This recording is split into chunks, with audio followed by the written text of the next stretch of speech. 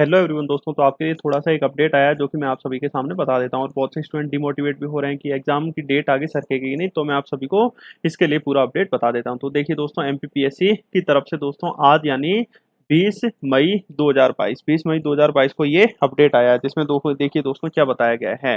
जिसमें यह बताया गया है कि समस्त अभ्यर्थियों के लिए ऑनलाइन आवेदन करने की सुविधा पुनः प्रारंभ करने की सूचना दी गई है। यानी कोई भी अभ्यर्थी यदि फॉर्म वगैरह नहीं भर पाया है, तो मैं आप सभी को बता दूं अब आप फॉर्म भर सकते हो। ठीक है, तो ऑनलाइन आवेदन और त्रुटि सुधार हेतु 23/5/2022 से 27/5/2022 तक आप भर सकते हो। तो देखिए, आयोग द्वारा दोस्तों मध्य प्रदेश शासन के विभिन्न विभागों के प्रशासनिक पदों की पूर्ति हेतु राज्य सेवा परीक्षा इसके सब वेबसाइट नोटिफिकेशन आया था।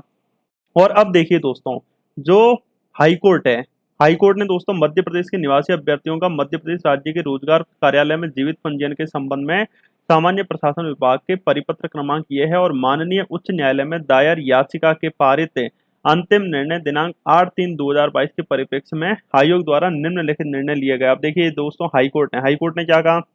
हाई कोर्ट ने यह कहा कि ऐसा कोई जरूरी नहीं है कि आपके पास यदि वो एक तरह से जीवित पंजीयन हो तो या भर सकते हो। तो फिर देखिए दोस्तों, एमपीपीएससी ने क्या डिसीजन लिया। एमपीपीएससी यानी आयोग माननीय हाई कोर्ट में दायर याचिका में पारित अंतिम निर्णय दिनांक 8/3/2022 दिनांक के अनुपालन में अन्य प्रदेशों के अभ्यर्थियों को रोजगार कार्यालय में पंजीयन से मुक्त रखा गया है। ठीक है, जो एमपीपीएससी है, एमपीपीएससी ने दोस्तों क्या कर दिया है, हाई कोर्ट के डिसीजन के बाद देखिए दोस्तों, जो अन्य राज्य के अभ्यर्थी हैं ये फॉर्म नहीं भर पा रहे थे। फॉर्म क्यों नहीं भर पा रहे थे? क्योंकि उनका जो रोजगार पंजीयन है, रोजगार कार्यालय से पंजीयन वगैरह का वो आ ही नहीं रहा था। ठीक है, कि अन्य राज्य के भर पाएंगे कि नहीं, तो इस वजह से न्यायालय में याचिका दायर की गई और याचिका दायर करने के बाद हाई कोर्ट ने कह दिया कि इसके ऊपर डिसीजन आया। और एमपीपीएससी ने दोस्तों क्या कह दिया, फिर एमपीपीएससी ने कह दिया कि रोजगार कार्यालय में पंजीयन से मुक्त रखा गया है। अब दोस्तों वो फॉर्म तो भर नहीं पाए थे और हाई कोर्ट में याचिका दे दी, तो अब किया क्या जाए, अब किया क्या जाए, तो एमपीपीएससी ने दोस्तों फॉर्म भरने के लिए आपको कह दिया। ठीक है, साथ ही साथ मध्य प्रदेश के मूल निवासियों को जीवित रोजगार पंजीयन पंजीयन आवेदन करते समय आवश्यक नहीं होगा। ठीक है, तो जो मध्य प्रदेश के मूल निवासी हैं अब उनको भी दोस्तों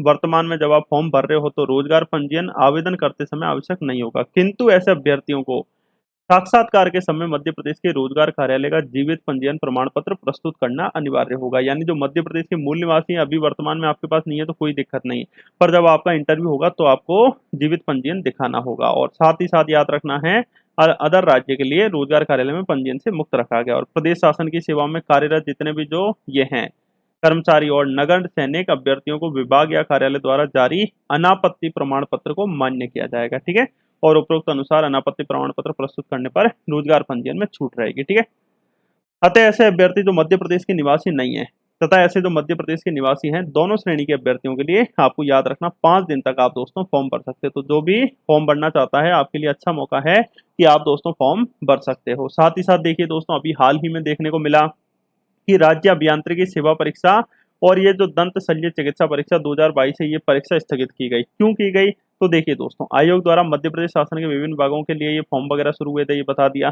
जिसमें शल्य ये दंत शल्य चिकित्सा 2022 का विज्ञापन ये आ गया था और साथ ही साथ आपको याद रखना है ये पेपर होना था 22/5/2022 को। तो इसमें भी दोस्तों न्यायालय में याचिका दायर की गई, तो माननीय उच्च न्यायालय द्वारा पारित अंतरिम आदेश दिनांक 17/5/2022 के अनुपालन में राज्य अभियांत्रिकी सेवा परीक्षा 2021 और दंत शल्य चिकित्सा परीक्षा 2022 की दिनांक 22/5/2022 को आयोजित की जाने वाली परीक्षा स्थगित की जाती है और इस संदर्भ में विस्तृत जानकारी शीघ्र अधिसूचित की जाएगी। ये इसीलिए की गई थी, माननीय हाईकोर्ट में ये कह दिया गया था कि जो जीवित पंजीयन वगैरह है वो नहीं हो पा रहा था, इस वजह से दोस्तों फॉर्म नहीं भर पाए थे जो अदर राज्य के हैं, इस वजह से हाईकोर्ट में याचिका दायर की गई। और इस वजह से दोस्तों ये जो परीक्षा है जो होनी थी अभी, इसको दोस्तों क्या कर दिया गया, कुछ समय के लिए स्थगित कर दिया गया और समय पर हो जाएगी। अब इसीलिए दोस्तों इसमें एमपीपीएससी में दोबारा से फॉर्म भरवाए गए हैं, जिससे आगे जाके समस्या नहीं आए। अब जब समस्या नहीं आए तो इसका मतलब कोई समस्या नहीं आएगी, जब कोई समस्या नहीं आएगी तो पेपर क्या होगा, समय पर होगा। 19 जून को एग्जाम होगा। ठीक है, ये भटकाने वाली आपके लिए बहुत सारी घटनाएं होती रहेंगी, तो जो पढ़ने वाला है वो पढ़ाई करता ही रहेगा। और पढ़ाई में आप सभी जानते हो ये अब आपके पास बहुत ही कम समय है और कीमती समय, 30 दिन जब लगातार आप पढ़ाई करोगे, साथ ही साथ रिवीजन करोगे, साथ ही साथ बार-बार सब्जेक्ट्स को पढ़ोगे तो ये आपका मजबूत हो जाएगा। इसलिए किसी से भी भटकने की ज़रूरत नहीं है। बहुत आपको भटकाएँगे, हो सकता है कि ये एमपीपीएससी वाला जो दोस्त आपका आपको अभी तक कोई अपडेट नहीं दे रहा था, पर ये वाला अपडेट ज़रूर देगा और आपके कुछ आपसे क्वेश्चन मार्क करके पूछेगा, देख हो सकता है यार पेपर आगे सरक जाए, ठीक है। यानी बहुत लोग आपको मिलेंगे डिमोटिवेट करने के लिए, जबकि आपको डिमोटिवेट नहीं होना है, आपको अपनी तैयारी पे फोकस करना है और लगे रहना है दिन रात, सभी को छोड़ दीजिए। आपने देखा होगा, एक दो बार आपके साथ जरूर हुआ होगा बचपन में, यदि आपने देखा होगा कि टॉपर टॉपर थोड़ा सा पढ़ाई नहीं करता है ना, तो आपको क्या लगने लग जाता है, हाँ यार मेरा भी मन नहीं लग रहा है, क्योंकि टॉपर का मन नहीं लग रहा तो मेरा कहाँ से लग जाएगा, ठीक है। इसी तरह आजकल भी आपके दिमाग में ये बातें आती रहती होंगी, तो दिमाग में सब बातों को साइड में कीजिए और अपनी पढ़ाई में दिन रात लग जाइए, ठीक है। तो जो जॉब आपको लगेगी और मेहनत जो है वो आपकी ही होगी, ठीक है।